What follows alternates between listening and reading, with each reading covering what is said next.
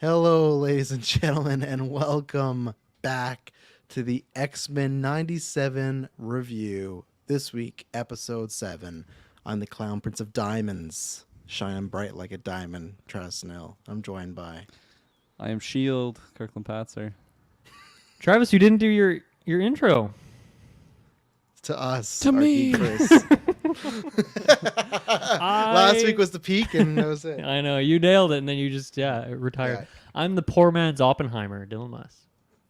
The Purple People Leader, Taylor Field. Travis got the Yeah. Sunny D out. Sunny D I haven't seen action. Sunny D since the elementary school era. I don't know why I said Sorry, that. the what, sorry? Yeah, what? I'm supposed to be I the didn't even dumb know one they on this still made cast, Sunny D. Kirkland. I pronounce yeah. We were at Costco one day, saw a big case of this, and man, I used to pound back. Probably say this for originals, so check out. There'll be an episode. We'll talk about the Sunny D Adventures. So there you go. There's a tease. Let's circle back. Make sure you remind me this I'll week. talk about you got- my drink, too. On there you the go. next one. Well, then we'll talk about Taylor's drinking Drinks up. problem. But Yeah. anyway, so yeah, no, check out because on Friday we'll be dropping the bread and butter, which is the X-Men Fantasy Draft Cast Part 2. The villains: Magneto, Sinister, Mojo, the Bone Breaker, all that good jazz. Mystique, Emma Frost. So that's really good. And then also same thing on Thursday. We'll be dropping the originals, which will just, as usual, updates on our live stream about stuff, and then we're gonna give ourselves some team names because we've always said what do we call like a cast that's me, Dylan, and Kirkland, or what do we call a cast that's me, Dylan, Taylor? Like we're gonna create little unit names based off side quest a couple weeks ago. So check out some good stuff happening there. Lots of other good stuff on the feed. We just did a new cast drop or breaking down Deadpool and Wolverine. So obviously, if you're an X fan, check that out. Side quest this week, you guys talked about some Shire, which I was pretty much in line with your thoughts, Dylan. I thought it was gonna be all positive, but you took the words out of my mouth there. I was very well. You go. You're welcome. Since you were there, I just had to do that for you. But Yeah, listen to the episode because you'll be like, what does Dylan think? Whatever Dylan thinks, that's what I think. And yeah, lots of other good stuff. Right now, the Mad Max Retro is starting. The first one just dropped. All 3 are on Patreon. And then with Plan the Apes, there's 2 left, so you can get those on Patreon right now if you want that. And then next week, the Aliens retrospective will be starting. So lots of fun going on there. And Strangers, too. I think we're doing Strangers. Only 2 movies. It looks like it's going to line up as long as Kirkland doesn't cancel last minute as last time, but that's okay. No, it wasn't you. It was for another cast. It was an X-Men Fantasy cast, but I just put it on you. confused. So everything you need to know is down below. Head over to Patreon, support us, ad-free, early episodes. We'd really appreciate the support. That's how you can get more episodes like Extra Newscast, Retros, Side Quests, the additions, all that good jazz. After 9, the last plug is this Saturday at 6 p.m. PST. Saturday, 6 p.m. PST. Phase 2 tier and up, you can call in and talk. Who knows what we're going to be talking about? I think in the Discord, which I'm not trying to be negative, but we've like floated around the idea of talking about actors we don't like. I don't know how we decided on that as a topic, but I go where the people go. It's Clay. because- Clay was just It's because he had a hot take of saying like he had his list of actors and Anthony Hopkins was on there and everyone was like, "Whoa, man, that's a 2-time Academy Award winner. That's Hannibal Lecter. What's going on?" That's So- funny because this happened a few months ago where me and Kirkland did a side quest episode where we did a ranking of our favorite video game titles. And he's like, "Oh, I love this. You guys should do an episode. It's just your least favorite games, the games you hate." So I don't know what it is. Maybe he really likes the hate angle of ranking Oh, things. So He's or letting the, Absolutely. the hate consume the him peak right now. negativity. So I don't know. It's a different side of things, but I'm open to it. Look at him lately. Just go to his letterbox and know he's been turning the dark side. I don't know when. Maybe we'll have to, if he's on After 9, interview him and say, "Hey, when you turn the dark side." But I'm down to talk about that. Got to be careful. We're directing movies now, so I got to make sure like don't want to say anything about actors we want to work with. Like I don't look at me in the camera. Look at me in the face. Jared Yeah, Leto. Anthony Hopkins. I don't want to work with Jared Leto ever. So I don't give a shit about what we say about this individual. But anybody else got to be careful. So I'll take him. I'll take Jared Leto. you will. Yeah, why not? That's It's still got a some big name name now power. in a movie, so yeah. I feel like Got some name. let's get some butts and seats. Because Morbius did so well. Yeah. No, not I- Morbius. Like just because it's Jared Leto doesn't mean you have to attribute one Morbius to his Blade name. Runner? He's done I haven't others. Name seen him me in a movie one- since. Has he done Yeah. any movies since? No, there's no evidence Not of that in my since, mind. but like I don't think about Morbius. Like when I think Jared Leto, I don't think Morbius. Maybe I do, more so than I think I'd I like to do admit, because but for whatever reason Taylor made our group chat a picture of Morbius, and I just can't. It's just in my. It's got the Bilbo repertoire eyes though, every right? day. yeah, it's a good edit. Kirkland, Yeah. before we move on, can you name me one hit movie of Jared Leto that he starred Dallas in? Spiders Club. That he starred in? He stars in that. No, he doesn't star in that. That's Matthew McConaughey's movie. Who won for lead actor? Who won for Okay. lead actor? Doesn't mean he's not a star in it. He's You didn't not ask the for the main star. actor. You know You who's the didn't star ask- of this you week's said episode? Which movie did he star in? What You more didn't ask- importantly, That's in not Golden a star. He didn't in star. Golden Geeks, would he have been a lead or supporting for supporting. that? Yeah, Okay, well, there you exactly. go. That's not Big leading a star. That's the movie. definitive He's a big way. star, though. Yeah. I don't think it's the same, but I don't know. We're here to talk X-Men, not Jared Leto. so let's get going. Yeah, check out After 9. We'll circle back to this topic. Mr. Sinister has entered the chat. Yeah. Yes, Kirkland, you can start us off. You know, Mhm. throw a good take out there. You know, you just threw a couple bad ones about Jared Leto. So, what did you feel about episode 7? Obviously, we're back. We took a little break last week to visit Xavier, see Storm get her powers, etc. But what do you think about this week's episode? I thought this week's season episode too. was Tell us about well, the season's been great. I wasn't here for your guys' review last week, but I listened to it and I agreed, pretty much aligned with all of you on all that stuff. I feel like I was a little bit more positive than you were on the Shi'ar, mostly just because I think the Shi'ar stuff that was shown in that episode was just like 10 times better than what was shown in the previous version of X-Men, like the 92 series. So I liked just a little bit more of seeing some cool characters like Gladiator Showcase. Like I thought that stuff was really good, but How many yeah. thumbs would you give last week's? One thumb. One thumb up? One Okay. solid thumb up, yeah. Very, very firm and solid. Maybe diamond like, but yeah. So for this week's episode, I think it is a step up overall. It's yeah, I almost gave away my thumb rating. But no, I think there's some really good juice in here. I think that there's finally getting like some stuff with characters that I feel like maybe have been a little bit dormant so far in this season. So that's been nice, particularly a roguelike character. I kind of liked where she was at in this episode, and yeah, no, I think it's nice to also. I'm gonna teeter around a little spoiler here. It's nice to know who my big bad is, and it's not kind of who I would have maybe expected it to be. So that's a positive, is a little bit surprising there. But no, overall, I think this is a good one. It was a nice just after like feeling the aftermath, I think, of last week, especially just with how big of an event the whole Genosha thing is. Like it's nice that it's not just, oh yeah, that happened, and then like the next episode we're just like not really feeling those effects, because it is a major attack obviously that happened to that country. So yeah, I think I got definitely some questions for some things, but yeah, I'll save that for the Questions that spoiler need stuff. answering. Questions that need answering, exactly. Questions that need answering. And it was nice to also get a face-to-face with a certain father-son. So yeah. Nondescript Kirkland? father son.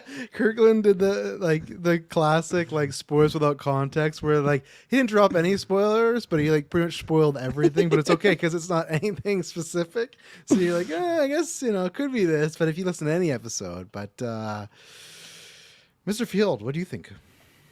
Yeah, I think it was nice to kind of dabble into some narratives that were left open-ended after the whole Genosha thing. So I think getting to explore a little bit more of the fallout of that and seeing how certain characters are handling the situation is very interesting. There were a couple surprises in this episode that I really welcomed, that were a nice surprise. But overall, I think that this just feels like a semi-calm post-storm situation, and we'll get something that's being Like amped literally up soon. post-storm?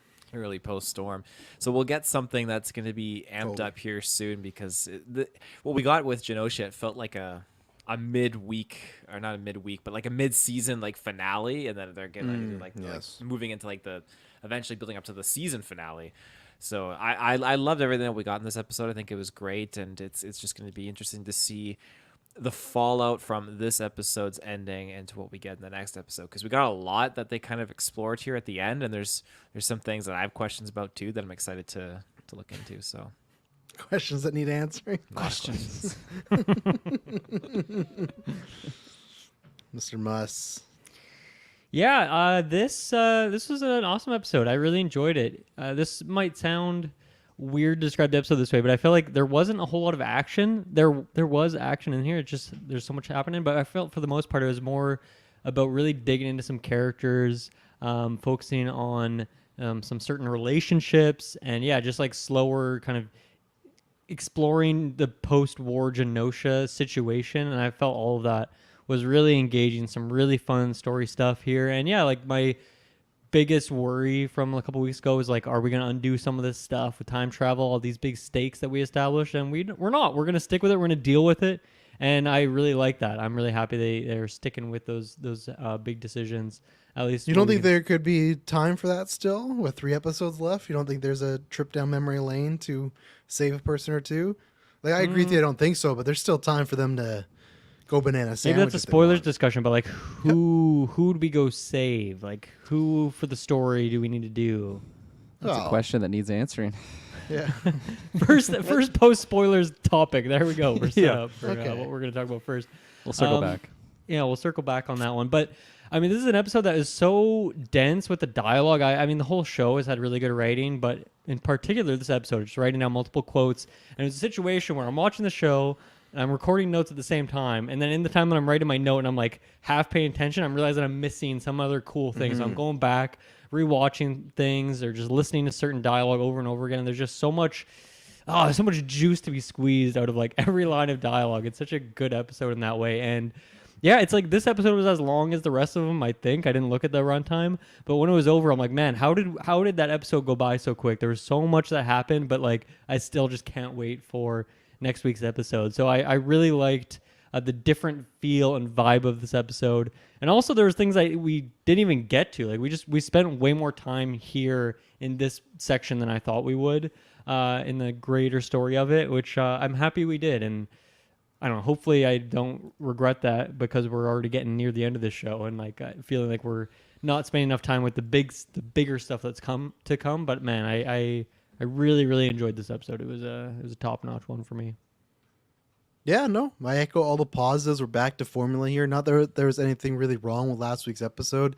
Again, if last week's episode and the Motendo / Death Life Part 1 are the weakest or low points of the show, that's pretty dang good because those are good episodes within their own right. So no, it's fantastic. It is very much like Taylor said, it is the calm before the storm. It feels like we're setting up all the pieces, especially as we know the next 3 episodes. It's a 3-parter finale in a sense. Like obviously there's episode 10's the finale, but really it is a 3-parter finale. So I think this really got all the players on the board, has constant twists and reveals, which is great, things that make sense, things that people theorize. I thought, I don't know if we're going that route, and we are going that route. So I think it's really cool. And I think it's just that not that it has to be like, oh, because they're doing what I want is great. It's just stuff that we theorized or did in predictions of like, oh, it'd be great if they did this, or it'd be great if we maybe got a new baddie and stuff like that. And it's just great that there's certain aspects, whether it is touching upon things the old show did or doing things the old show never did at all.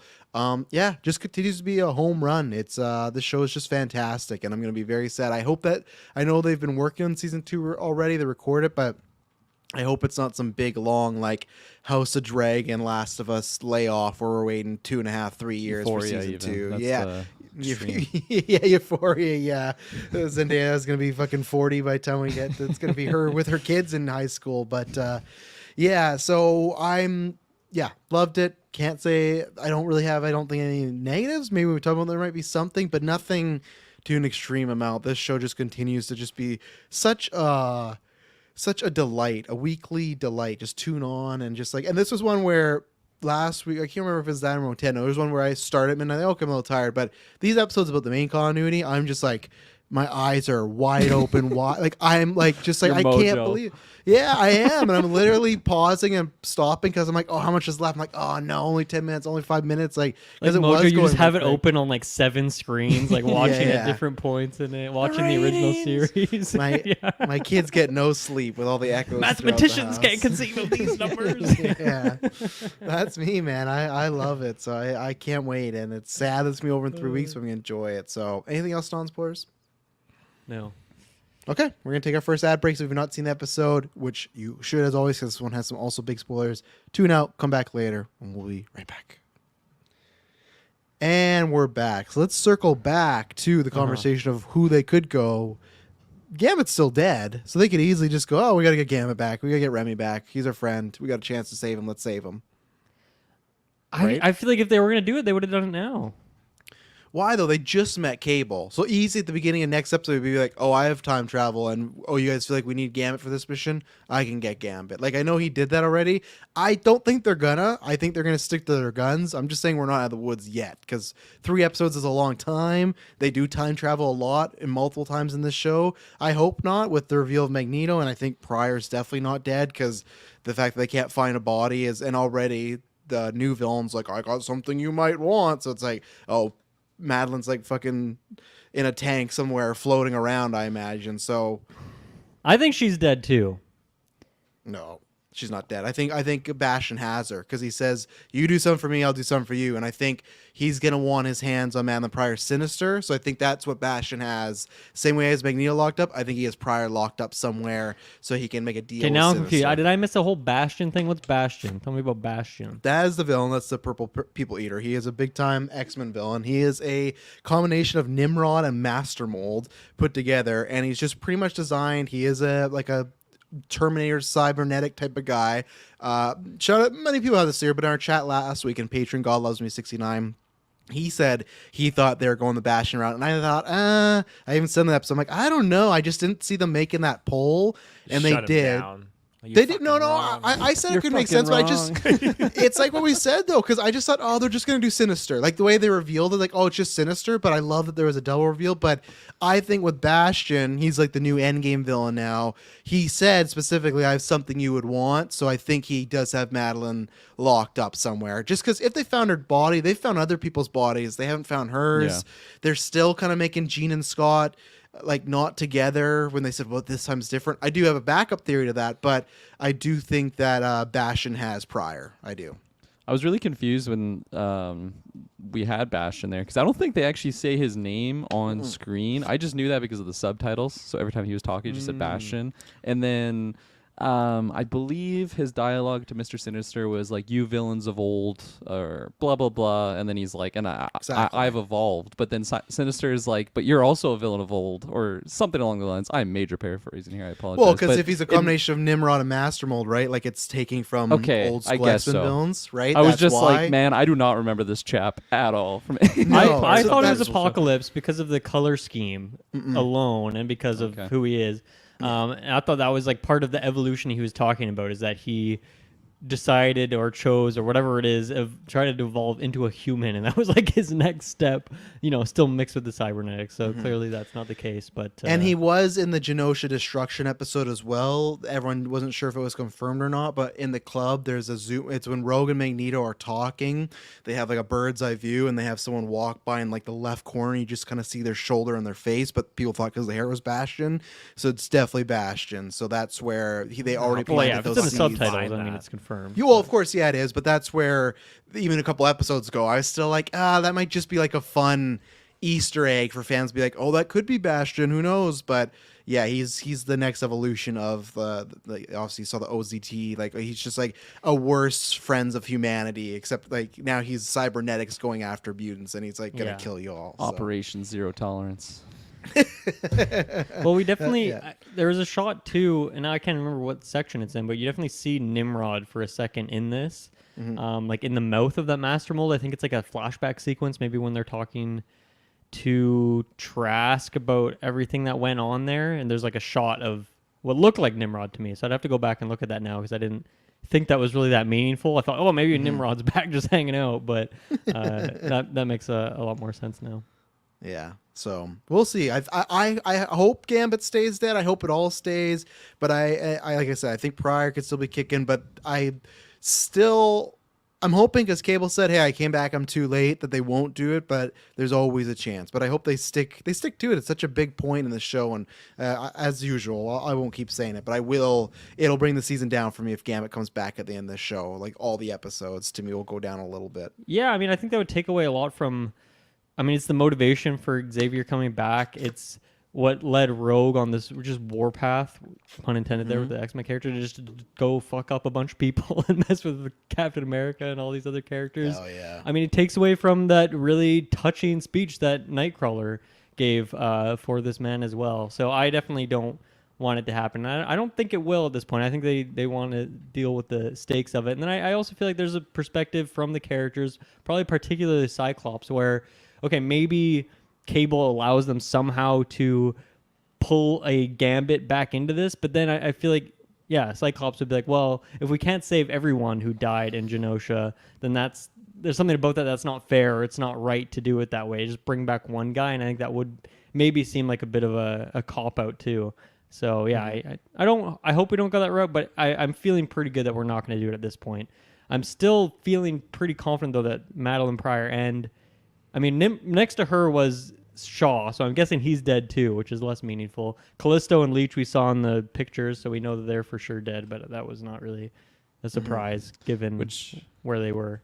Confirms that Magneto used Leech as a human shield. Yeah, exactly. So Yeah, And his or remains were nowhere to be found. or those machines were just programmed to get Magneto, right? Because some people, I think it was actually a couple people, but Hines on Marvel Alliance, we had talked about how Sinister's colors were there. So maybe that's the thing where he didn't actually kill him. It just like transported Magneto to another spot. Okay. So interesting. yeah, so that's where to me, I just think with I like I said, I'm still team. I think Madeline's alive. I think because they kept looking for her. The second they found one mutant, Scott's like Madeline. Like Jean's finally like, oh, but we've always found a way. And the second like we got one, he's like Madeline, Madeline. Like he just like freaked out. like bawling his eyes out. Yeah, like no, but they had her body. That doesn't make any sense.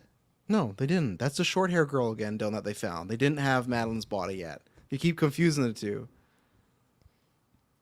They haven't found Madeline. We haven't seen Madeline dead or found her body yet, because that was a short hair girl. We saw her again this week where they threw her down on the ground and it was her hair was cut. Remember? I don't like that they had a character that looks so similar to Madeline. I think that's why they did it. But yeah, so we've not seen Madeline Pryor's body yet, and I just think in comic fashion, if you don't see I the disagree. body, I disagree. Okay. I disagree. And I also feel like Cyclops' dialogue here in this episode tells me that he's dealing with the fact that she's dead. Him and Jean are like talking about the fact that she's dead. And that they have that as a confirmation, and that because if I feel like he wouldn't be back at the X Mansion at all if he didn't have that confirmation that she was dead. He'd be going there searching the whole time. He wouldn't waste any time trying to find her. yeah, but they didn't have that confirmation, because remember when they found the body and it was Emma Frost, he's like, oh, Madeline. So he thought she was alive. He's hoping. So they still haven't found that body, and then the only reason they leave is because they find out Rogue is fucking around. So. I just, and like I said, that line of Bastion being like, I got something for you, Mr. Sinister, that to me is like, because he doesn't have Cable. I don't think it's in a tank. never mind the first Summers experiment. bloodline. Yeah.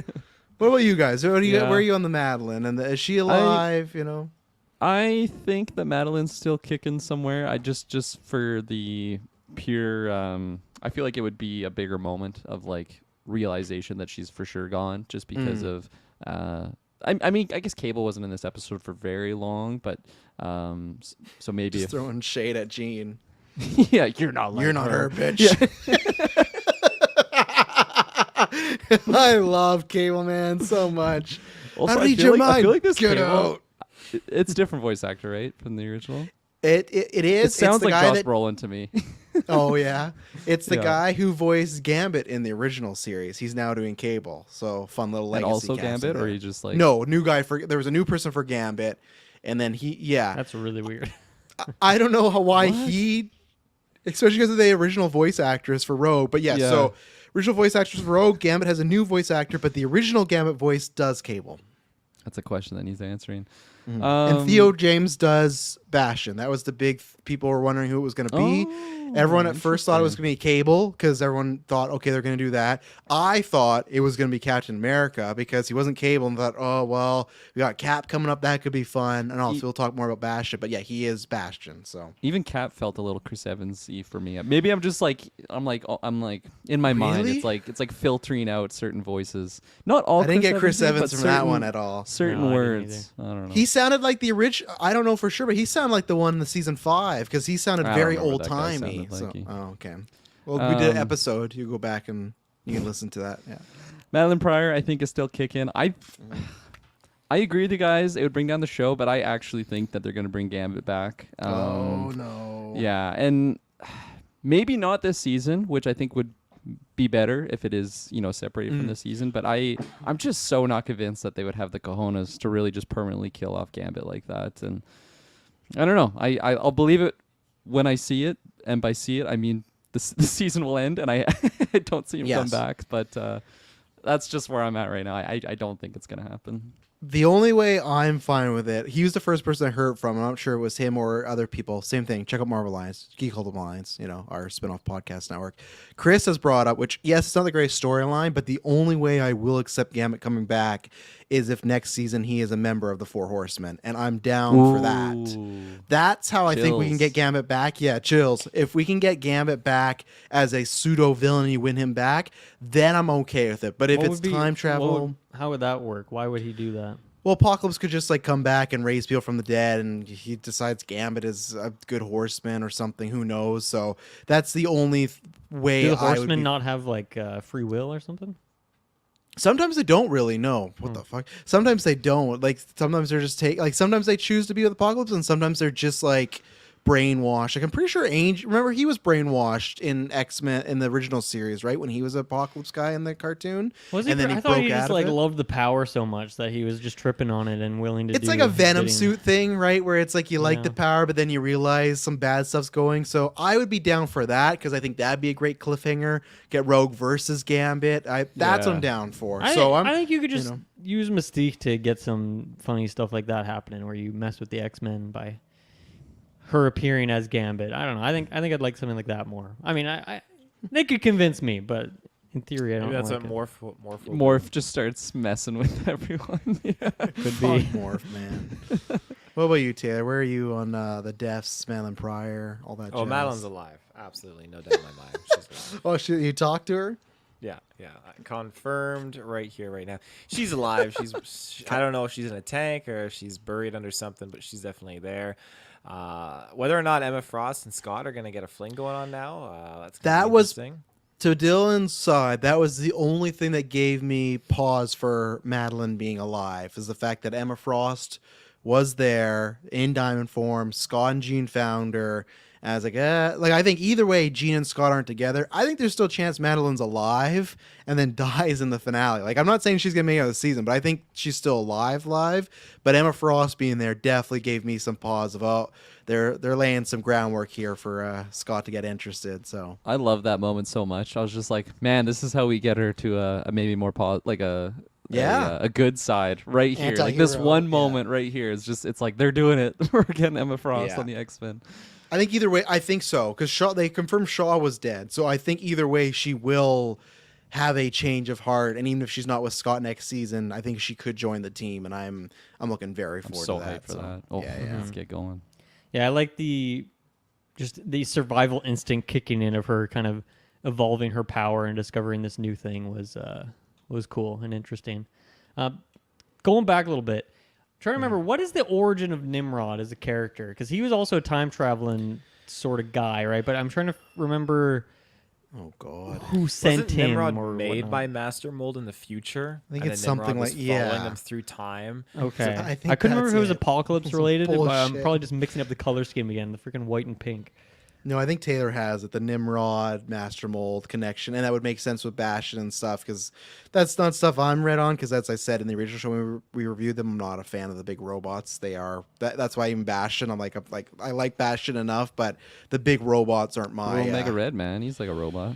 You He's love a Omega man Red. with That's a a robot. man. That's a He's a man's man man with a right there. skeleton. Man-bot. Yeah, I don't know. It's just because it just gets that we've talked about that sometimes too sci-fi, but I think Taylor's on the right track of the egg and chicken scenario thing. So. Gotcha. Okay. Cool. Yeah.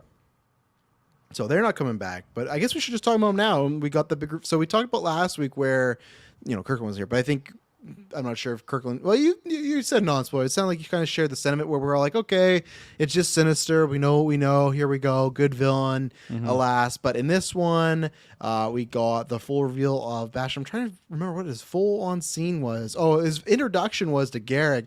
Garrick survived the rogue coma only to be destroyed by Bash. I don't know what Bash did to him, but just sucking his life force. A He's brutal talking- scene for this animated show. Oh yeah, big time. He's talking with Sinister. They're making some plans. We already refer to that dialogue, and then they also reveal that he has Magneto all locked up. He has one of those collars on him, so he's depowering him, and he was giving him a nice clean shave, saying "Don't move," or he's gonna pretty much slit his throat. So he's Great getting scene. ready for something. So what do you guys? Obviously, it was only a handful of minutes, but what are your impressions of Bastion? Especially now you know he's a cybernetic human kind of. He's not human. He just takes the form of human. He is a full on just robot type of character. But what are your impressions on the reveal that not being Sinister and just Bastion so far? I'll say that just aesthetically, I think he's really fun in terms of he's a different kind of villain than we've seen in the show before. He's chewing the scenery. He's very suave. He's like just this thing he's doing with Magneto is like a psychopath type of activity. Yeah. Which is not something like, yes, Apocalypse is doing psychopath type things. He's murdering people and stuff. But it's a different kind of thing where it's like the cheesy Saturday morning cartoon villain, the classic, versus something like this that feels a bit more mature, I suppose. So I really like just the general appeal of him in that way. And I think time will only tell how strong of a villain he'll be in the grand scheme of things. I don't know if I love yet that Sinister is kind of actually a number 2 reveal this Again. time, or maybe that wasn't the case until just recently. And their dynamics, we kind of have to see a bit more there. I did watch that scene a couple times just to hear their dialogue between each other again. It definitely seems like Bastion's in the power position there, but yeah, yet to really see his powers necessarily too. So even just on a power level, I don't know who's stronger if the two of them were to fight for some particular reason. So I don't know. I gotta wait and see. I don't know if I would prefer just like a recurring, an older villain. I think it's good to get new blood in there, fresh people. And I've never heard of Bastion before last week's chat talking about it. So He's not a snap card. He's not a snap card Oh, at okay. the moment. So Maybe he will be after this. He's gonna Yeah, get a big probably. resurgence. You know. he could be. Yeah. But yeah, so I think I'm open to it for sure. But definitely need to see a little bit more before I'm convinced. On your point to Sinister being second fiddle, I think he's for sure gonna be second fiddle, but I think it's gonna be in that way of in season 4. Remember when Apocalypse was really popping off, and Sinister is kind of like, you can destroy the world, like just make sure I get like this, I get to help the creation.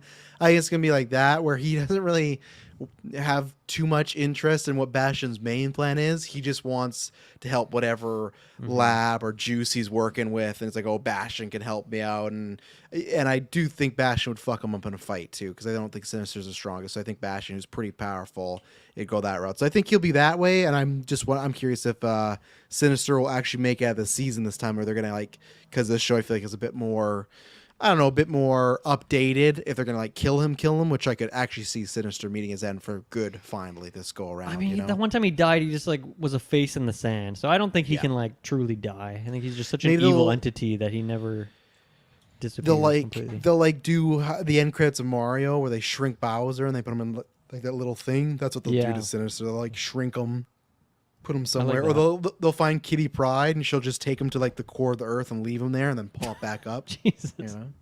that's So- fun. I He'll like come that. back even stronger. Yeah. Power Yo, of the Magma. core. Yeah. You wouldn't believe what Magma does with the summer cells.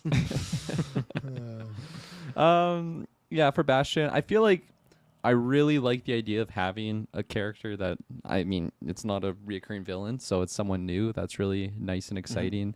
I think I just don't love the look of him right now because he just Oh, the seems very. Yeah, I don't know what it is. Like maybe I'm used to like Sinister is such an iconic look. Apocalypse is a very iconic look as well. Nimrod, very colorful entity. Even Master Mold, like it's just a cool design for this giant sentinel. So to just have this dude with a little chin strap beard It's got a going nice on. suit too, you know. Yeah, I don't know. Like I was looking up, like I just Googled Bastion because I didn't know anything about this guy, and I was just seeing some of these crazy images, and I'm like, man, You're gonna like, get that. You're like gonna give me some of these yeah. designs. This The is what I wings, want to see. yes. I think you're gonna get all that. I think this Nice. is just to like really in of like, oh, he's just a dude. What's his thing? And then when battle, because I Yeah. think that's what's gonna happen. The X-Men are gonna come across him. He's not gonna have any features, any immune powers. It's gonna be like, well, we're gonna fuck this guy up, and then whoosh, Right. wings come out, all the tentacles come out. So I think Okay, you're gonna yeah. get some of that. I'm judging the book by its cover right course, now, but As you always yeah, do. I like I like the idea of it. And yeah, I don't know. I like even the scene with Magneto. Like, I agree, it is kind of a disturbing scene because it is just so weird. But I was just so perplexed on who the hell this dude was. Like, I was just really like going through my memory bank of like, where did this guy pop up? But no, new chap. So yeah, I'm for it. I'll try and hold back some of my criticisms of him right now. Yeah. Taylor, a new Halloween costume for you? New Halloween costume. Bastion. Bastion. That Nimrod costume's calling to me. Please I- do Nimrod. Please do Nimrod. Who's Matt? And then Matt's gonna be I'll- Master Mold. I'll do Master Master Mold, Taylor. There I'll you be a go. Master I Mold love to it. Nimrod. Yeah, no, I'm always down for a new character to be popping into the X-Men verse here. And again, Bastion, this was a character I thought like you, Kirk, when I was diving into the memory banks, thinking like, what the fuck? Like, which season introduced this character? I didn't say Where's he that, coming but I was searching hard. Yeah, Taylor's got some fucked up memory banks. That's why he's going through. What the fuck? Give me out of here. But yeah, I think the concept of just these two mutant hating contraptions that have just like given birth to this consciousness of themselves, but in a new ultra powerful technologically advanced form that just hates mutants even more. It's like just a crazy concept, but he hates mutants, but it is a mutant as well, which is kind of weird when you think about it. So Well, he's not a mutant technically. He's like a cybernetic thing. He's Yeah, I just guess Siri, that's true. essentially. Yeah. T-Series 1000. Yeah, he should. Yeah, that's what he is. He's just a Terminator in the mutant world, you know. And instead of John Connor, he's after mutants. I'm excited to see what his motivations are, though. Obviously, he just wants to eliminate all mutants, but I feel like there's something more sinister here, because Mr. Sinister. Because I feel like There is any funny kind of enough. Sentinel or Master Mold necessarily to me wouldn't be making a deal here. And this, like, Sinister is a mutant, but then you have this hater of all mutants making deals with a mutant. So it's interesting to see what this is going to turn into, what's going to blossom into. So He just wants to shave all faces of all mutants. It's Yeah. his And obsession. And Sinister's I already would clean sit, I'd sit shaven. in that so- chair. Yeah. I'd let him work on my neckline a little bit. He looked like he was caressing Magneto. Way very, better than very- your Tommy gun experience. Oh, fuck He does yeah. the warm cloth first. He Yeah. knows his stuff, man. That was a nice Yeah, detail so- they had. It's like opens the pores. Like, man, I want a little steam mask right now. I like that. It's just the scenes with him too. It just pulls you out of thinking like this really is not, I mean, a kids show, because we've gone through so much stuff, but I feel like maybe like young kids they can watch this maybe because it's a cartoon, but I don't feel like it is meant for that. I mentioned this before a few episodes ago that it just feels like this show is for that demographic that grew up watching the original animated series and now they've grown up and now they're here. Because when it wasn't Trask, it was what's his name, Garrick. Garrick, thank you, Garrick. He Garrick, wakes Garrick. up and he's like smiling, and then Bastion just puts his hand over him, and, like just starts choking him. It's like, Oh, man, okay, good. Just it was a choking. prolonged choke scene. It's like, man, this is kids can't watch this. I don't know. This is dark stuff. The glasses fall off the bed. Yeah, it depends. Yeah, my kids are watching it. They're okay, but they've all seen Lord of the Rings, and once you see fucking what's his name, who's got Decapitated killed head. Boromir? Yeah, who's got killed Boromir Kirkland? Like Lutz, the orc? right? Lurtz. Lurtz. Lurtz. Yeah, once you Lurtz- see him get Lurtz decapitated. Yeah, yeah, and then let's go back to where this all started. Beginning of this episode, we pick up kind of a twofer of you got Gambit's funeral going on, which I got some questions about some costume choices. But anyways, got Gambit's funeral going on. But then to the other side, everyone's like, "Well, where's Rogue? She's not here yet." Da-da. She's just going around the world, messing people up, destroying army bases, going rogue, you could say, doing whatever she wants to do, not following the X-Men, to the point that we get two. So it's so fun that last week we got Ronan, and we were, I think, on predictions, we were like, oh, I think I said we get one, but we got Thunderbolt Ross, which is really cool because I don't know if it was the same voice actor, sounds similar, but there was that Hulk animated show, and man, the creator of the show is also still hinting about the Spider-Man 97, like, oh, you'll have to see.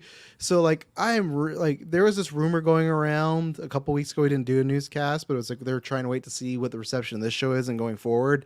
if we can somehow get like a 97 animated universe, I'm so ready for that, especially when we got Thunderbolt Ross and then we got Captain America. They did reveal this last week when they showed a shield, so I knew this was coming. But it's a fun tie-in because if you're going chronological order, he did just appear in the last season, right, in a flashback. So it's like if you were to watch it all but like in a row, you go, oh, I know this guy. This is the guy they just set up with Logan, and he even says his team, which to me is like, is he just talking about his shield team or is he talking about like the team, you know? And like, it just gets the juices flowing where I'm like, I just want to do anything animated. Like the way Taylor, you know how I always give Filoni shit for just spamming just the Clone Wars era.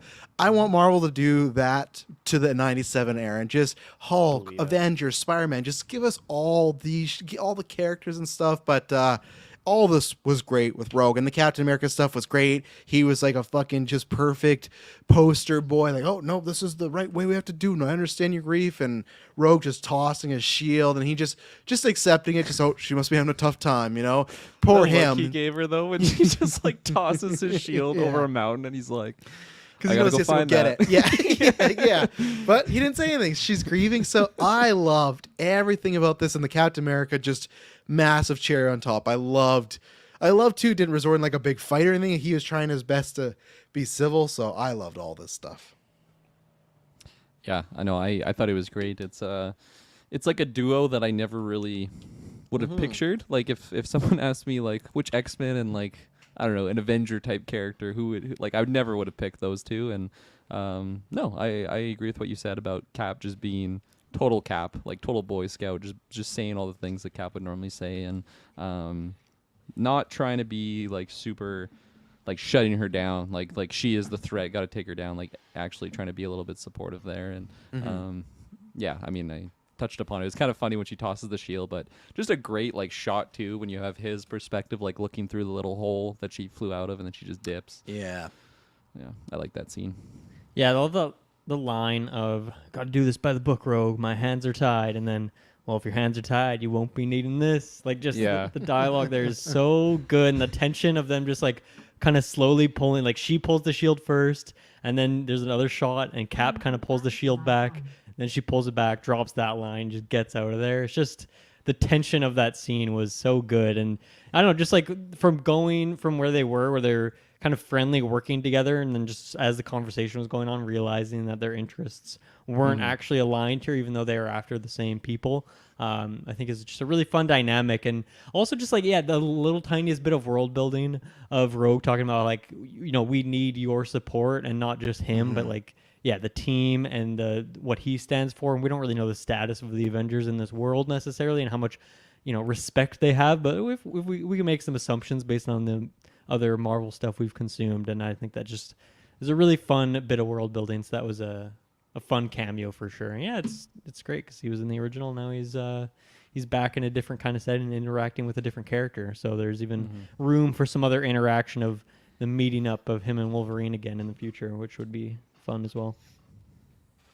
I love seeing him in here. I think it's a great cameo, and I like knowing too that okay, we got the Hulk still kind of like popping off around here, but we don't know for sure if Hulk and the same Avengers team members are actually on his team. I would say at this point, like I imagine that what he says when he says like he has to assemble his team or get his team all ready to go, I feel like that could be characters that we haven't seen as mainline Avengers before, and not like a carbon copy of the first Avengers movie. So that gets me No, I excited. don't. If they ever did that, I don't think it'd be like Hawkeye and Black Widow. I think Iron Man for sure because he had his show back in the 90s as well, and he was in the Spider-Man show. So. Spider-Man, Captain America, Iron Man, Spider-Man. He interacted with Captain America, Iron Man. They're all in his show at point X-Men, but I don't think Spider-Man would be Avengers. No, I would hope that they just do the Spider-Man show. I think you'd have Tony, Cap, and Hulk for sure. I think those three are locks if they ever want to venture into a little bit more of the Avengers territory. So. What if they did like a newer character, or do you think it would have to just stick to that '90s era of cartoons? Like you wouldn't want to see I don't know, Miles, for example. I'm not saying that specific character, but like a newer character like that. No, I think you could do that. I just think those three, because they had shows, like, well, Cap never had a show. He just popped up in them all. But Cap popped in them all. Iron Man and Hulk had shows. So I think those ones, and then, yeah, it'd be fine if it was like Miss Marvel, per se, or even Captain Marvel, like, do one of those. So, again, this is long-term booking. Maybe this is bread and butter in the future. But I just, I'm hoping. Captain Marvel is all fucked up in this universe because of Rogue, right? Right. She was still comatose, right? But that's how they could tie it together. That she wakes up and you've already introduced that character, right? And maybe she wants to go beat up Rogue for a little And bit. she's like, "Oh, somehow I've woken up and I have a new modernized outfit that is not as Yeah. revealing." Not as cold as I was. I definitely got excited when I saw Rogue take Captain America's shield. 'Cause I thought, oh, is she gonna like just use it for this mission? That'd be kind of wild and cool. But no, when she just fucking throws it, man, why you gotta be like that? dick I move mean, for sure. I understand you're going through more than grief, as Nightcrawler put it, but nah, or maybe it was Beast that said that. I can't remember. Was it Nightcrawler or Beast? Both of them I were don't pretty poetic in this episode. It could They be either were. of them. They Jubilee really though, were. she's like that fucking Rogue. How could she not be here? You son of a bitch. Yeah, Jubilee wouldn't Yeah. throw Cap's shield away. I can tell you that. You know much. what? Couldn't even Jubilee lift can it, I go. bet. Yeah, Jubilee can go fuck herself. You know why?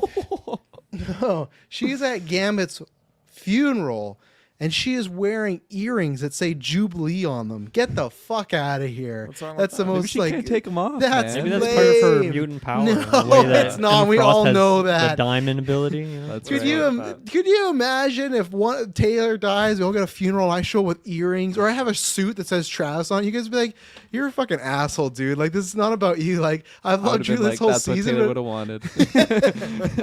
Maybe you would have, but Julia's like, "Come on, put on some different earrings." She Travis, doesn't you say know I'm anything. showing up to your funeral in a GV T-shirt. I mean, That's fine, but it doesn't say Dylan on it. The GV, that's like it's us close as a enough, unit. though. It's like No, here's it's my not, personal 'cause brand. Here's my If company she had, name. if she had X-Men, I'd be like, okay, that's everybody. That's the group. They're a family. Just Jubilee. She's like, oh, it's gonna be an important day. I need to get these Jubilee earrings on. Her and Morph can go fuck each other this episode because Morph is an asshole too. Like, What, Morph great did? moment. What? Because great moment. I absolutely love that the show went there. They find Bolivar Trask. I love that Rogue just decides, no, I'm just gonna execute him. Perfectly justified. It's great for Morph to be like, and I love the line too. Of like, is this who we are? I don't know. The man who spent over a year plotting against his own friends, helping them get kidnapped, captured, and that was just because, oh, I'm scared of Sinister. Rogue's been through a lot of shit. They are literally at war, and Morph's gonna be like, you could question, but the way he's like, this is who we are. Like he acted so high and mighty above everybody else. Like, dude, you got no fucking room to stand here. You, like I said, you were a traitor to the team for over the year. Then you left for like 5 years. Like, no more, no ground to stand on whatsoever. But I loved that full scene. And like people pointing out, Jean could have fucking saved that dude, and she didn't. So other people agree with Rogue on this team that Bolivar Is, Trask should have ate it. You know. Is Morph responsible for anyone's death? Just abductions. I'm sure there could, abductions. yeah, just A little bit of trauma. But you could say though, there's a chance that he's responsible for this whole Gina Madeline thing too. If he had any hand in helping Sinister in that era and the switch off, or just Yeah. anything, right? I'm And just- that's a big one. The point I'm leading towards, I feel like Morph is redeemed at this point. Yeah, I think he's redeemed. So I think that's a but I don't totally think fair he's, comment to make. he's redeemed, but he's not. He should be the one that would know. Oh, someone can make a mistake. I don't think it would be for. There could be other characters that call Rogue out, like a Beast. For him, he should be the one, or they should be the one to know. Oh, I've been down a bad path. I should help Rogue with this. But they're just throwing Rogue under the bus in front of everybody, which I like because I think they are splintering the team. Scott, again, multiple times this episode was like telling the president to F off. So I think there's a good chance at the end of the season that the X-Men we're gonna have two different teams. I really do, because there's a lot of tensions going on right now with this team, and they're not on the I don't same know. track. I feel like though, like the X-Men don't murder people, right? They'll kill robots all day long, but they don't want to murder people. Now, maybe Apocalypse has been smithereened before, but he's There's a a couple robot. times, yeah. I guess they've tried to fuck up Sinister. Like maybe they have. Maybe I'm undoing what I just said. But like I don't think in that situation when this person is not even fighting you anymore, it's not even self-defense. It's It's like murderous not because he was like killing himself and then she like saved him and then just dropped him. So it's, True. it's definitely murky territory. Execution. It's an execution. It But seems I don't know. I feel like even given the grief and trauma that Rogue is currently experiencing, I think Morph's point was totally valid, and it was kind of like the small little throwaway line. But I don't know. I still think that there's a line that they don't want to cross, and in that situation, that line was definitely crossed by Rogue. I agree with Dylan, purely on the fact of like the X-Men are supposed to be, like they're supposed to be better than what like a Right. standard mutant should be, and that like all goes to Charles's teaching and just like what he set up for what the X-Men are, and if they just kind of are able to like make their own rules on who lives and dies, like that's just I feel like that's deviating from kind of what Charles's path was, and there's not an episode that like lays out the tenets of Charles of like what Yeah. makes the X-Men X-Men, but I just feel like that's the vibe I've been getting. Maybe I'm wrong in that sense, but no, I agree with you there, Dylan. I think Morph was truly justified in at least saying that, not necessarily like It's a pretty harmless kind of line the way they said Yeah. it too. Well, he said it. Morph, yeah, Morph. Or how they said it? I don't think so. I thought it was very judgmental of Morph. I don't know. I just feel like Trask like- is one of Oh, is this how we're doing things now? it It was like such more, a small little No, line. it Just was like, more I guess we're worked just up, killing though. people now. Like I think it's a totally valid he was question. I'm just angry. like, kill people now. yeah, like I guess I missed that team meeting where we decided we're gonna murder our opponents now, especially after they they've backed down and they're not a threat to us. They Like, should that have is been such a there. big line to cross. It is, but this is also the person that just pulled off like the mutant 9/11, and what happened to the person that did 9/11? They did not survive. Like that's where it's just like it's not just Gambit, it's like hundreds of mutants, children mutants, and it's just like for if anyone's gonna Yeah, get I'm not like, saying you let him go free and you give him $1 million to go live his life. Like you throw him in a cell, you get him he'll apprehended. get out though. He'll get out, and then they'll make the Nether Sentinel. And look what happened here. He turns into a fucking human Sentinel, and things are popping off. There's always something. Yeah, Taylor, where are was you? the like what? Yep. I'm trying to think what activated that mode. Like, was he aware that was going to happen when he like smashed himself? I don't think so. Well, I don't think so, but he was trying to jump, right? So maybe he did. I took it as he wasn't aware, but we didn't really get much of a Yeah. like a brain with it. It Like was I couldn't just- tell if Rogue actually activated that by. I mean, I guess, yeah, if she saved him, he in theory wouldn't have done that, but maybe he could have just evolved at any moment. But yeah, once again, I don't know if he was aware that he had that ability either. I don't know why else he would have been complicated. like on the ledge though, right? Like unless he knew that was going to be happening to him. Is he just so upset with what he's done in the past? I I feel mean, that's like what he said. He's like, I don't want to be implicated in more of this nonsense. Like, let me just get out of Okay. here. Yeah. But I mean, once again, as Morph said earlier too, like, do we believe anything that this guy says? He's done a lot of shitty things in his day. Definitely. And I will say, whoever made it, whether it's Nimrod, Master Mold, Bastion, probably Bastion, whoever made this, robot in a person, got to fine tune it because he would just punch beasts and he'd be like mutant neutralized. Like these mutants aren't like down for the count. Like like Yeah, he I just guess threw him across the room. So. When it first happened, I thought that he was killing all these people, and then I was like, oh, we're definitely getting the time travel now because all these other Yeah. characters are dying. But no, it was just like, I guess if he got a strike on them, it does that confirmation voice, even though normally, because I was thinking it was the same thing as like Master Mold. Master Mold's thing was like, no life signs detector, whatever it was when that kill happened Yeah. in the previous episode. So yeah, different software going on between these bots, that's for sure. Taylor, where are you? We're in this situation, right? Let's say we have a geek verse, and now we've grown to thousands of us, right? And not only are thousands of the listeners or hundreds of listeners killed, this person is also responsible for the death of Madison. And apparently you had a second side piece going on as well. So Madison and the person that you would have chosen other than Madison, and you're gonna throw this person off the cliff. Yeah, are you in the go ahead, or are you like more for like, oh, why are we doing this? Oh, it's like Batman. Like I don't have to. How does he say that? I don't have to save you, but I'm not gonna kill you, but I don't have to save you either. That's But the one. that was a different situation than this. Rogue did like it just she did like I don't have to save you, I'm gonna kill you. Hers was the flip. Because she did save him.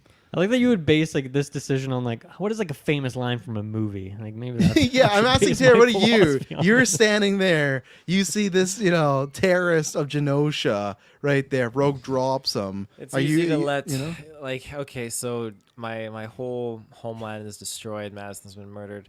Yep. It would be so easy and unsatisfactory to kill this guy, especially because I don't have the satisfaction of Unsatisfactory. knowing he is directly responsible. I just have the assumption based on years and years and years of this guy being an absolute prick and hating me. Keep and saying that he's going to everyone. murder Madison. He's definitely I'm gonna do responsible it. in some way. I'm going to do it. Yeah, he's definitely responsible in some way, even creating some tech. He's not But, an like, innocent man here. Just letting him jump off on his own accord, that would have been so much better than the fact that she just grabs his collar and then lets him go. I mean, that's on tier of just throwing Captain America's shield over 3 fucking mountains, and I don't know, it doesn't rub me the right way. There Is you it because go. he's getting robbed of true justice, of going through the very long, arduous legal system? What, the true getting- justice where he gets to getting eat meals and watch taxpayers, pay for TV his and he can still have beds and sex. his meals. Yeah, he can still live a Still life sex. and everything. Absolutely. Go read No, anything they're about people in putting, prison. They're putting him in the isolation room. They'll Okay, he find can a still way. masturbate. He can still have an orgasm if he No, wants they're to. gonna Chop off his hands. chastity belt him. They're gonna chastity my belt Those him. collars that he'll- block your powers, they put them on Those your dick balls so are you gonna get can't full, but you ejaculate. can't empty them, Oh sir. my You're God. Death penalty all the way. This man needs a firing squad taken out. Get out of here, Jeez. Trask. But I like what happened with Rogue. I think when Magneto is revealed to be alive, I do think the team's gonna be Rogue, Magneto, Pryor, Cyclops, and maybe one other, maybe Frost, and then you're gonna have your other team over here because I don't think it's an accident that they're setting up multiple members to be disagreeing with another. And I actually do. It's all kidding aside. I like the morph line. I do think them saying it is a little off kilter because, like I said, I just think they should be, if you're looking at the past, they should be able to recognize they all make mistakes. I think it should have came from someone like a Beast or Jubilee, someone that's always just like, look at Beast. He chose to sit in jail. They could have busted him out, right? And he chose to sit in jail, and I would have liked Beast because the only urgency they're No giving him chastity this belt season. on Beast in that. Yeah, No, he was for going sure. hard. Yeah. You don't want to see what's in that corner. Because to me, again, I think Kirkland used this in non-spoilers. Sure, I'm not sure if you're alluding to Beast getting more screen time, but for me, I'm just his screen time is what he has the hots for this reporter. It's like, man, that's where I think Beast saying that would have hit harder for me because that's like Beast is the father figure. If he says that about Rogue, it's like, man, this is brutal. We're more, like I said, I just don't really buy them exactly, but I like the line overall because I do think they are splintering the team, and I think they are not going to be together at the end of the season. It's going to be I don't think it's going to be like Civil War where they fight. I just think it's going to be that they, especially when Charles comes back, they're going to have very clear different motivations. Because like I said, Scott is he's ready to fucking just kill the president. He's not Yeah. going to say that. And as we've talked about before, in the comics, Cyclops does end up becoming more like Magneto at times, and they're pulling stuff from comics that I didn't think they would. So That's awesome. they're putting in some spicy stuff, I think. So I like that because I feel like I see him as the Boy Scout of the X-Men, and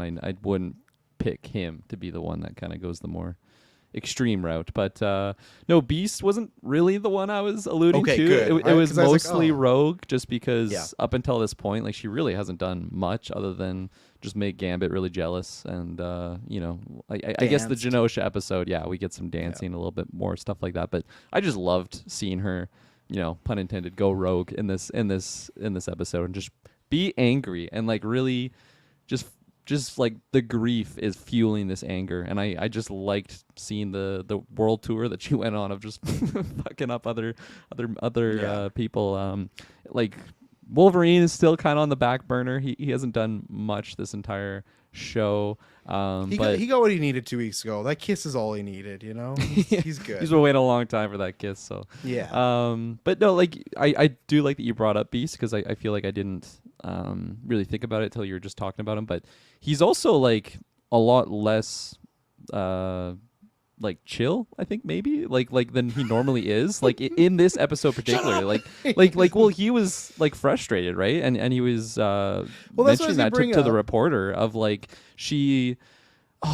What's the line of it's not what you or it's not what you're trying to say, it's what you mean without even saying it. And I don't know, it just seems like Beast is always the one that just always has this really articulate, like just professor like way of talking, and this was the I don't know, just the grief and everything that's been going on, the fall of Genosha, it's just really wearing on him, and I feel like that was felt at least for me in this episode, and I liked all that stuff. But Yeah, let's take our second ad break, and then we're going to pick back up on that, so we'll be right back. And we're back. So on your point, Kirkland, and also Sean in the chat puts in here, because I feel like I remember him saying something about this, and Sean, you can drop the exact line if you have it, but he said, but even Beast questioned Chuck's teachings, obviously Charles, in this episode. I remember him saying something about that, but I can't remember the exact line, and I guess to Sean's point, that could be, if I'm talking about a person that's a fifth, wouldn't that be heartbreaking if the team divides? Charles is back, Wolverine and Jean and Jubilee on the side, and Beast chooses to go with like the Cyclops Magneto team? Like, man, that would be heartbreaking for Charles to see Beast like, no, man, like whatever you were doing was wrong, and this is the right. Because you are right, he was being a little snippy with the reporter, and I did like that. I just was hoping, oh, is this the only story we're getting with Beast? And I still don't think we're getting much. I hope next year we get more, because now we're in the final 3, and I feel that I don't think his story needs to take precedent right now. Like, we have bigger fish to fry. Kirkland's ET fingers up. it says perhaps the professor's vision for the future was too nearsighted, and begging for your tolerance was our first mistake. Like, that sounds pretty extreme Magneto type of. And that's in line with talk. Scott too. When he went off on the report a couple weeks ago, right? When he just said, "Oh, we're always saving you. And we always have to do this." So I like again, the that's Civil in, War pitch that you're going with here. I like this. And again, I don't think they'll fight. I just think they're going to do what they did in the comics, where you're going to get X-Men Blue and X-Men Gold, and they operate in different ways. And then there'll be like a cool episode 2 where there's like a problem, they both land, and it's like, oh, who's going to take care of it? It's really awkward, you know. So that's Man. cool. Beast is okay. I'm digging that. And you gave Madeline Pryor and Emma Frost to Scott's team, so man, he's got some powerful ladies on his team. Yeah, but it works out to telepaths, right? Because you got Madeline, Emma, and then Charles and Jean. So if they ever do have to like That's right. duke it out for Yep. some reason, you know, Wolverine's kind of done because Magneto's on the team, so it's over for him. But you know, they'll find a way. By the way, You guys covered everything I wanted to say about the Beast stuff, so well done, nice job. I want to jump back to the funeral and shout at this line. So I mean, one, I really liked Nightcrawler's speech, and I just like Nightcrawler's role in this new series somehow. It's kind of You got what you wanted a strange. couple weeks ago, because a couple weeks ago he was too happy for you. Remember? Now he's back to like solemn Nightcrawler. You know? No, I like that the was difference. me. That was the Oh, it was most Kirkland, of sorry. the- 'Cause Sorry, I Colin. didn't like Nightcrawler in the original run a whole lot, but I liked the different vibe that we got here. I did feel like, okay, it's like, I guess it's because he's, you know, a religious guy to some extent. Like, he's got the whatever permits you need to be able to like give this funeral speech, I suppose. But it's like, it's still just a speech. Like, anyone can do it. So I found it weird that he was giving this speech, considering he's not really a member of the main team. But I felt like whatever speech he prepared was really well written. And the one section I really liked was just, and we kind of got some of these thoughts even in the episode when Gambit does die, just talking about Gambit and how he never really saw himself as a hero, always like on this, a bit of an outsider, or maybe he wasn't helping as much as he could or as he wanted to, and he didn't really like voice these emotions. It's more like other characters are kind of perceiving this from him, which is an interesting angle, and it makes sense for a character like Gambit, who kind of puts up this different facade than he. Everyone's got their different feelings and thoughts inside that they don't share with the world, right? And the one line that really stuck out with me from Nightcrawler's speech was, he says that every gambler has a tell, and modesty was Gambit's. So I just thought that was like a really beautiful line, to really succinct way of putting kind of who he felt like Gambit was as a person, and to see those thoughts kind of echoed from other characters at different times too.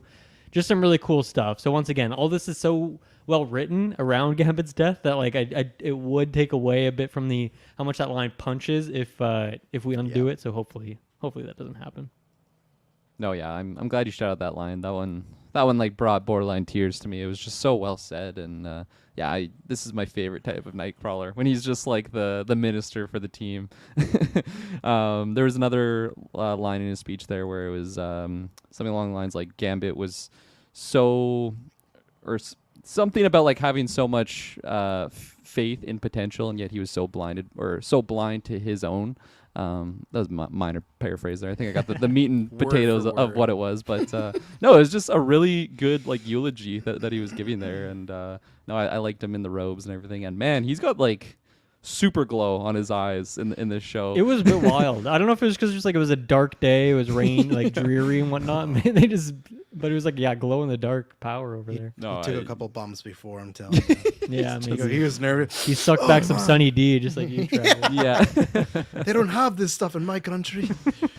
Yeah. No, I think he's just like, he's the man of the cloth. So they're just like, Nightcrawler would do the eulogy. And everyone's like, yeah, Kurt has it. Yeah, for sure. And maybe they thought it'd be better because, he's Rogue's brother. That'll like help a bit, which I did like in this episode. He called her sister. I don't know if that's ever really happened because that reveal happened near the end of the show. And Right. again, it is like a very loose brother sister because they're only around each other like a little bit. They're not like it's her adoptive mother, but still, I like it in Canada, they're brother and sister. So just a great shot of he's the first one that finds her and she just breaks down in his arms. So if that's the only thing though, I would wonder where if they do my team splitting thing up, I really hope whichever direction they go, whether they don't split up or they do split up, Rogue and Nightcrawler on the same team, because I'd like that to grow. Especially again, another thing, if they don't bring Gambit back, it'd be good to she's not gonna have a romantic relationship with somebody, but that sibling relationship, I hope they do that next year or next season. So Which is a great replacement for Gambit's dead. We're sticking to that. We're committing to that, and now you have another character that can be the kind of dynamic that we're building with Rogue. You have this character that can kind of pair off and have this deep bond together. And especially if the case is where there is these team splits, and let's say because it feels like they kind of settled on Magneto and Rogue kind of having their end point there, and then we haven't obviously had a time to really dip into that again because Magneto's been locked up in this chair. But if they are on separate teams, I think that works even better too. Where who are you going to pair Rogue off? Not that everyone needs to have a little pair, but I think that would make sense as kind of replacing that role. And once again, with Nightcrawler being in the opening credits, I really feel like he's unofficially kind of getting appointed to the team at this point. And the world's kind of in shambles, and they'll kind of take anyone. The application process is a lot easier to get through to join the X-Men now than it ever has been. Mm-hmm. And plus, it's like, just not that I don't want Gambit. I love Gambit, but Nightcrawler, I wouldn't say he's like an underserved character, but he was just in the show a few times, right? So when we talk about, hey, if you want some like new what, characters, 3 episodes, 4, like maybe a 4th or 5th in the background of some fight. yeah. Yeah. So like to me, even if we just got Nightcrawler, Emma Frost, maybe Kitty Pryde, I don't know where she's hanging out, but even just Emma Frost and Nightcrawler, if they're part of the team next season and they get more fleshed out, perfect. Like that's a great. And we got Sunspot, right? Sunspot. So he hopefully will get to. We got a little bit more with him this episode, seeing his mom and stuff. So that was all right. I'm still like, as far as my interest goes, I don't know why I still like I put like the interest level of that story to where like Beast and Reporter is. I think that's where I wish the season was longer. I need like another Beast and Jubilee and Sunspot episode to really get me with this character, because it feels like there's so much going on that he's just so easily at the bottom. It's like I almost wish now, looking at the whole season, we'll see. I don't know if that character is even needed. It just feels out of place a little bit right now. But maybe I'll wait till the finale and make a call. Yeah, I feel like I'd push back on there just for the fact that it's, I feel like they're setting up something with the family. Bastion killing him next week. Yeah, then I'll give you all my chips at that point. I'll check out. But Jubilee in love. I'm just kind of trusting that they're introducing like the parent, like they took this long to kind of introduce them, and they're obviously like they're the political, like they're giving political reasons on why they're kind of anti-mutant. But I don't know. I feel like big, powerful anti-mutant politicians are going to be some sort of threat to the X-Men at some point. Maybe next season. Like maybe it's a setup for that sort of thing. But no, the whole Sunspot, I would agree with you. Like it's just completely overshadowed to these other threats that we've been dealing with, and I'm not really one to be like, I need more Sunspot just because we're getting so much juicy content elsewhere. But I believe that we're going to be setting up something just because he's like a brand new. I guess he's not a brand new character to the show. He's a new character. He's brand new to this universe, right? Yeah. Yeah. So. Yeah, it's weird. Like the story that we got. I mean, this very much felt like a setup for something in a future episode. Which, like, with this 3-parter, we still, we didn't get Storm or Xavier in this episode, so they're still working on getting back teamed up here with the rest of the crew. Like, there's so much to do that I don't know how much more. Like, clearly, if they're setting up some storyline here and they haven't concluded it yet, there's gonna be more. But I just don't know how much it's going to be highlighted with the episodes we have His left. mom's Mystique. And the storyline has been just like, okay, Sunspot tells his mom that she's a mutant, or that he's a mutant. She already knows, but then she wants to hide it because of this political thing, or like the optics of it. It's like, okay, we've seen that kind of thing before. So what's like the nuance on it? And I'm curious to see what that is, but I just don't know if it's going to be something that compelling that feels like something we haven't seen before. Also, his mom comments that 4 houses burned down because of his powers. She was aware of his powers, and he's responsible for these houses burning down. I know they have a lot of money, but like that seems a bit much to not, come up with some solution or like tell He was him, hey, I making know them you have bank powers, dude, and you're insurance. burning down our houses constantly. Stop it. He'll tell us when he's ready. We got more houses. That's all right. I guess they just have that much money that they're like, you know what, this is good for the lesson of it. Like, who cares? We'll just keep buying houses. It's like what Taylor think- pitched. They're raking in that insurance It's money. insurance money for sure. Yeah. I think I mean, after I don't know House if that 2, was- I'm having a convo with them. Was that her house or was that her office that they were at in this episode? It was a house, right? I think it was their I think it house. was the Yeah. house. This is Yeah, it like- looked housey. That's an apartment. So if that burns down, that's a lot of lives on the line. So I don't know, that feels like a lot riskier to even allow him in the building, considering his past. So I don't know. Maybe she was just making a joke, and maybe that wasn't actually the case, or maybe they were just Could little be. fires that were put out. But Yeah. from the dialogue that was given, it sounded a lot more savage than would be just some passing comment. I want to mention this because I made my Mystique joke, but they did specifically mention that they've not found that mayor since the attack. Val, so- she's confirmed. Yeah. Confirmed at this point. I'm 99.999% on that one at this point. Makes Like- too much sense. just table it if she's not Mystique. Is there any other reason why, like who or why, like, because why would she just be missing? Why wouldn't she just be there, right? So that's my thing of, if it's not Mystique, what else could Big it Bastion's be? got her, and he just Yeah. In another room, shaving her head. shaving her legs.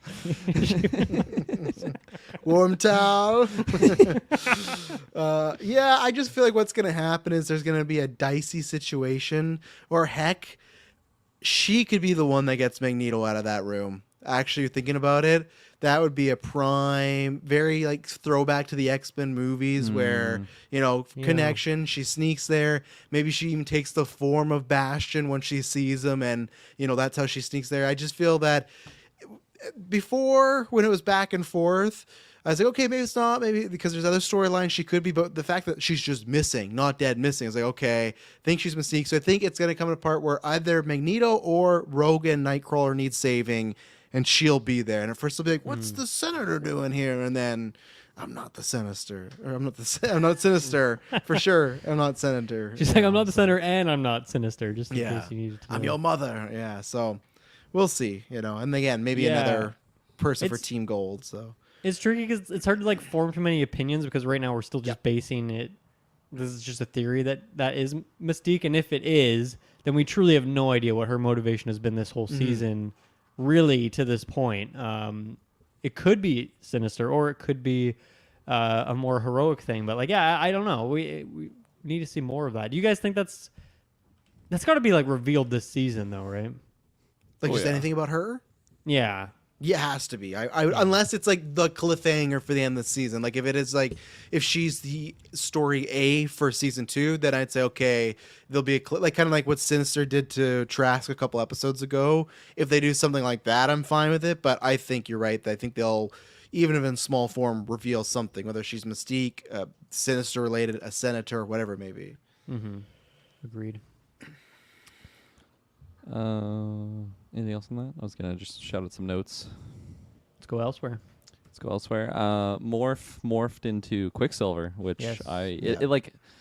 it's funny, he's a fast character, but it just happened so fast that I'm like, when did Quicksilver just show up there? And then he just Me too.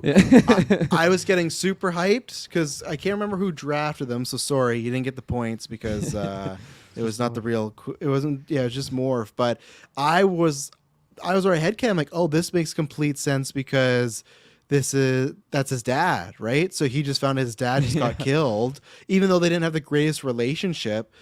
I thought like, oh, this makes perfect sense of how he's gonna get into. I was trying to see. I thought someone had Quicksilver. Maybe it was Dylan had Quicksilver. Sorry, So for a second, I thought you he said Quicksilver was Morph's dad. I'm like, I missed that No. story. Oh, sorry. now I know what you're talking about. Yeah. Yeah, no, I think that that's what I thought. I'm like, oh, this is how we get Quicksilver and Scarlet Witch on the team. Is their dad got taken out? Here we go. I was so hyped, and then when it was Morph, I was like, oh, okay, that's fun. But I was disappointed in that moment. But nothing against the show. So I like seeing Morph pop off and like take others' powers and all that. But yeah, I don't know. I got bamboozled. I wasn't paying attention close enough. before we continue with your points, I'll have to go back. Sean says Bastion was in the room with Val in episode 2. So if that is true, Ooh. then I don't know if that leads me more to she's Mystique or not Mystique. That would actually lead me more to she's not Mystique, but you never know because Mystique's always up to something. But so I guess I didn't know. I never heard about Bastion being in episode 2. So Because Val's kind of like one of the main reasons why Magneto goes to Genosha in the first place, right? Am I Yes. thinking about that correctly? Yeah, so it could be a she could have setup been there, she could have been the cheese on the mousetrap there to bring him in, I guess. yeah, and I think if that's a fact, then she wouldn't be Mystique because I don't think Mystique would want Eric or Magnus to get killed, right? Like I just don't We buy have no unless idea, there's- I guess. We just don't know where guess. she's been, where she's at. Yeah, I guess if he wronged her, but, But, I like- think that she wouldn't want him to die. But- That's And a like big one. Bastion's so anti-mutant though that like why would he feel the need to pair up with someone like Mystique? But as you But does he mentioned, not know it's Travis, her? like they, if once again pairing this all together with that Sinister thing, where Sinister there's some green light around Magneto, like Yeah. maybe they knew going in with this plan that True. Magneto wasn't going to die, but they needed to isolate him or get him here for some reason. I don't know why. Shave him. Had to go through all this, but it seems like a very harebrained scheme. The more we're kind of piecing together these theories, so Yeah. I'll have to come back and revisit these things as they get confirmed or deconfirmed. Mm-hmm. 1000%. Continue. The shaving sequence, just the lines that Bastion was dropping to Magneto there. I'm like, man, this is like straight up Hunter vibes. I'm getting right now from like I like those lines. He's what do you say? He's like opens the pores, makes the flesh more pliable. Like as he grabs the straight razor, I'm like, man, he's gonna chop his nose off or something. But no, just a nice clean shave. Kirkland's gonna lift some of those lines for Adrenochrome too. It's inspiring. I like it. Yeah, good. Yeah, we'll have you shave someone in the sequel. Yeah, won't be as clean. We've done that a lot in 24-hour stream. We're pretty we're good at shaving. That's true. Oh, we have, Yeah. yeah. Straight razor. But this time we'll do a That's straight different razor. story. Yeah. No, I Yeah. wouldn't trust us. and after no 20 cream, just a hot cloth. Fuck. yeah. No, I'll do the shaving, but it won't be the shavee. So. Is that all your notes, Kirkland? Yeah, that's all I had. Okay, Just wanna make sure. I got some other shoutouts here. Another line that I really enjoyed is when Rogue goes to fuck up Mr. Ross. And Ross has the line, "I thought you were the good guys," and she says, "Well, you killed them, and now you get me." So badass. Let's go, Rogue. So cool.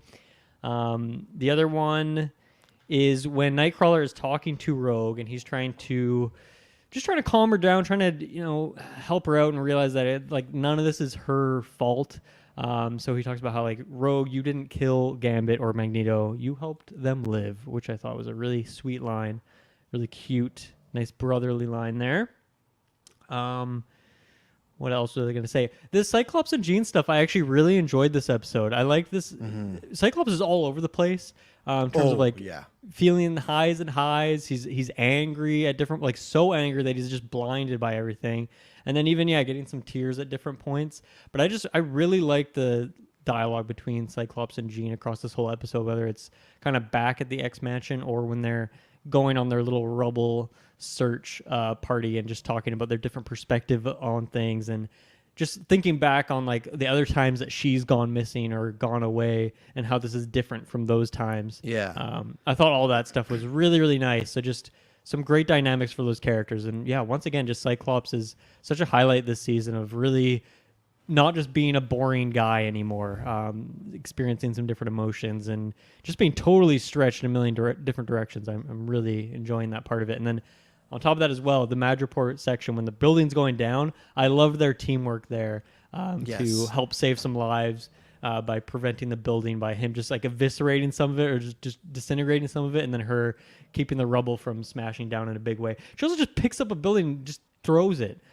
Which I did not know I knew she has at one point had the Dark Phoenix, she did some powerful stuff, but I didn't know she had that level of telekinesis in her, so I was very impressed by that as well. Although I feel like if you threw a huge building like that in the water, that must make some huge waves that might knock some people out or cause some damage of their own, but maybe she got it far enough out, I don't know. Is this There the were same building that casualties. people were asleep from the sleeping gas? She just fucking tossed them into the I don't ocean. think so. Okay. I don't think Marvel. I don't think Miss Marvel or what Marvel Girl was killing just innocent people. So, what was I gonna say? Yeah, no, I think we didn't talk about it enough, but I agree with everything you said about the conversation is really good. That's what I do like is I do think either way they're not going to be together at the end of the season because it is.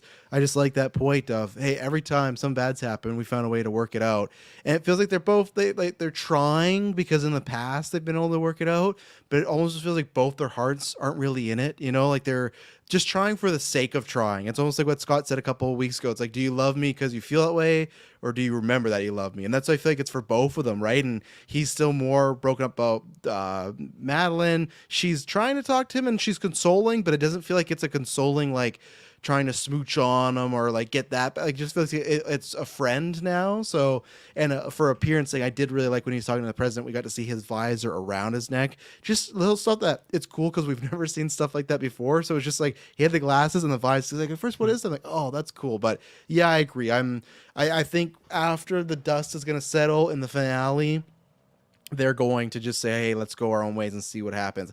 I will be disappointed if they just kiss and make up because I just feel right now that's the least interesting thing with Wolverine there and Emma Frost. Like, I feel like get them back that eventually, but I feel like there's some fun routes we could go down now. Like we had 5 seasons of them together. We could take like a minor break for a season. So, but I'm liking all that stuff. So My notes are depleted. my only 2 things, just in case it comes up, BJ Horton, which I have seen, says the theory is Bash is going to make Onslaught, which he's another type of huge Now, big... Onslaught is in Marvel Snap, so there you go. Isn't he Use that fucking card a massive, lot. Dylan? I use Yeah, that he's card a just... lot. He was somebody in the... When we talked about Deathbird last week, when he was in like the Book of Mutants I had, when I saw Onslaught, even though he's not a mutant, it's just like...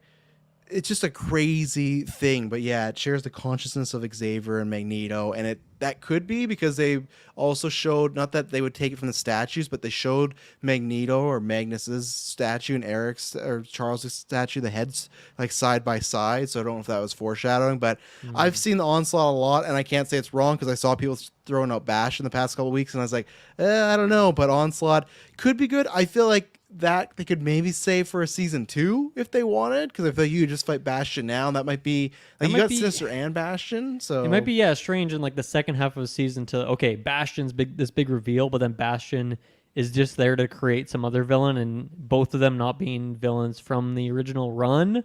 I feel like for me that might not hit as hard just because it's my first introduction to these characters, and maybe you want to dole them out a bit slower. Now, the original series was throwing in a new villain every week kind of thing.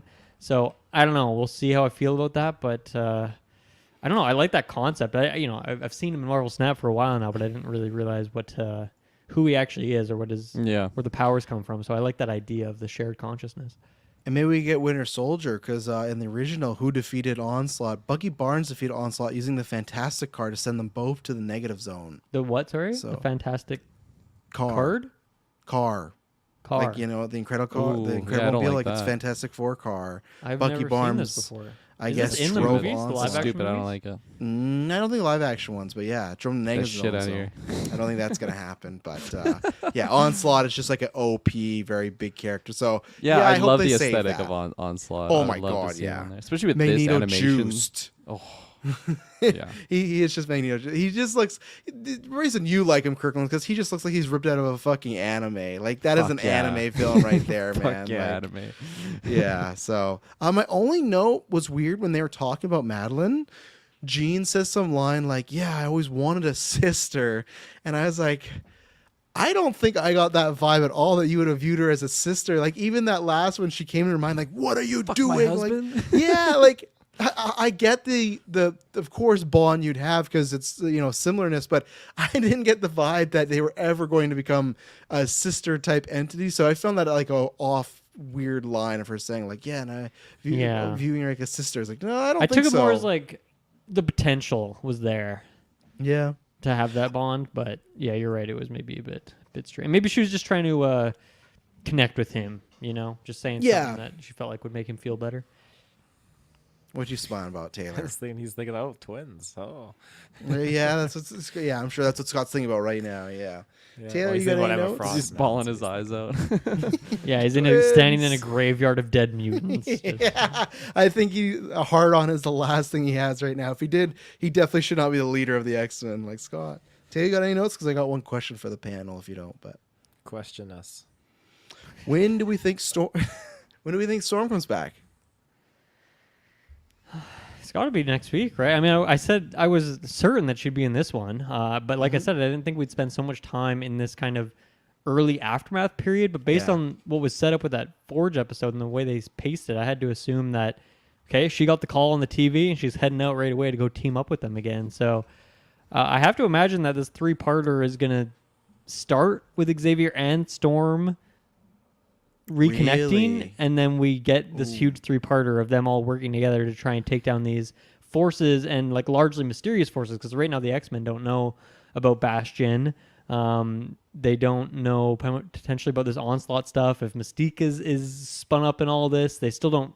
I guess they know now that Sinister was involved in this plan, but there's just so many Yeah. unknowns. So I think them kind of piecing it all together, mixed with those characters being there, that makes sense to me. So you think we'd get a full just Storm and Xavier episode, and then to the rest of the team?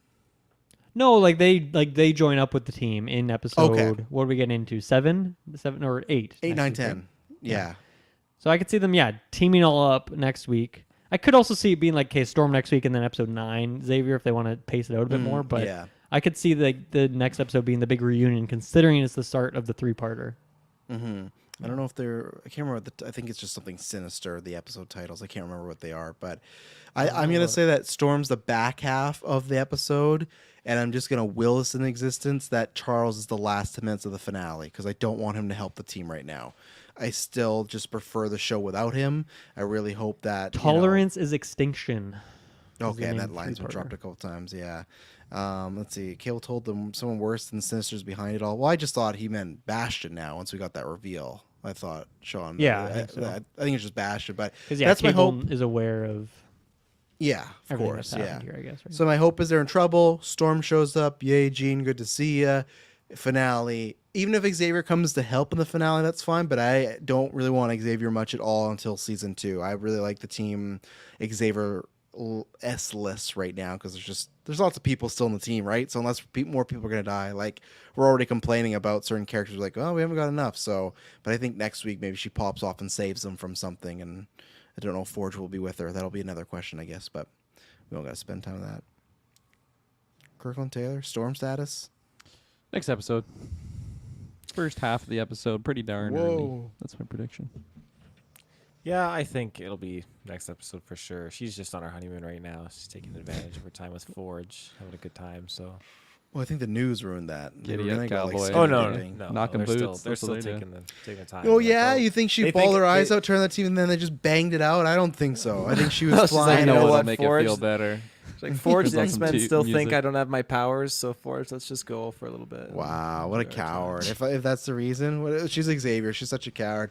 I forgot to mention too, Dylan. You mentioned like about the aftermath. I did like that we got to officially see Blob this time, the real Blob. He was helping out moving things in the destruction. So it reminded me a lot. I'm sure it's happened to X-Men, but they did this comic after 9/11 where they had heroes and villains go to New York, like Kingpin and Doctor Doom, and they helped like fix the destruction of New York. Like they all band together. It was a little odd, some of the villains helping, because like, well, you've done worse than this, but it was a 9/11 edition. That's what it gave me remembrance of you had villains and hero mutants that we've seen in the past, and they were going around moving people. Too bad no Colossus, because remember in his episode he had to do with a lot with like destruction, and he was helping stuff. So I thought maybe there's a chance you're gonna like, hey, and he'd be in the background helping, but This is Didn't happen. the third time we've seen Blob, right? Because they or love as like Blob. Morph transforming into Blob in the Gambit sequence in the Yep.